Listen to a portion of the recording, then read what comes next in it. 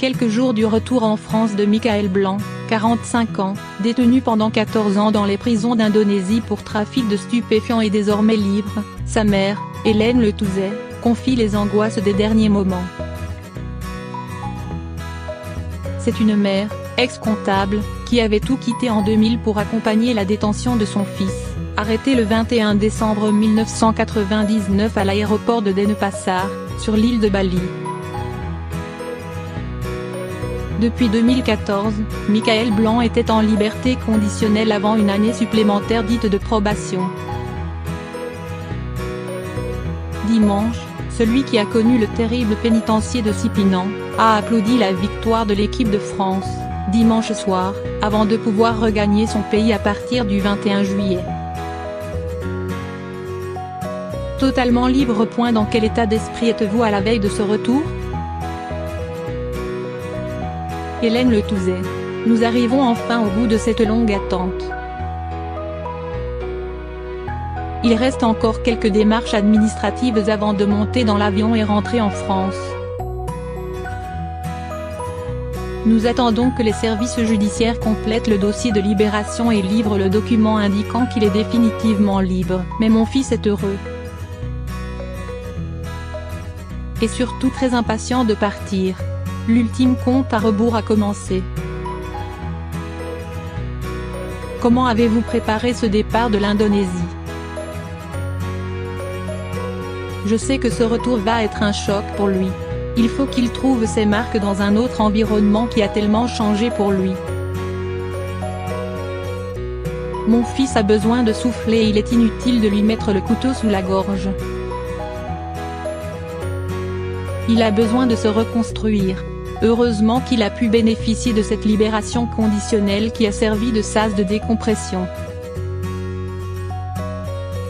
Il a travaillé dans un restaurant, puis a pris des cours d'art graphique dans une école dont il a obtenu le certificat cette année. A-t-il des projets? Très sincèrement, on n'y a pas réfléchi encore. Quand on prépare trop les choses à l'avance, rien ne se passe comme prévu. Mais il est prêt à faire beaucoup. Nous sommes là d'abord dans la gestion de ce départ. Mais je dois avouer que nous avons encore du mal à nous projeter vers cet avenir. Que redoute Michael après tant d'années? Il ne sait pas à quoi s'attendre. C'est sans doute cela le plus angoissant pour lui. Cette nouvelle réalité va lui sauter aux yeux. Mais il est bien déterminé à refaire sa vie en France. La date du retour est encore floue. Je ne veux pas que mon fils soit harcelé à son retour.